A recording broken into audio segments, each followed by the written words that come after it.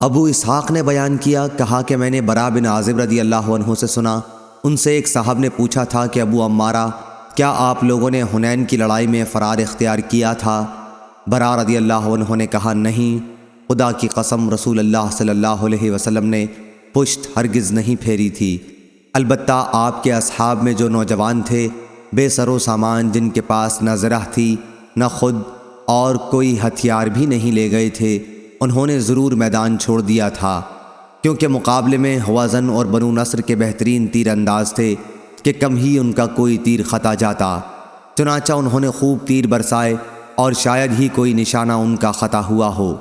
اس دوران میں مسلمان نبی کریم صلی اللہ علیہ وسلم کے پاس آ کر جمع ہو گئے۔ آپ اپنے سفید خچر پر سوار تھے اور آپ کے چچیرے بھائی ابو سفیان بن حارث بن عبد المطلب آپ کی سواری کی لگام تھامے ہوئے تھے۔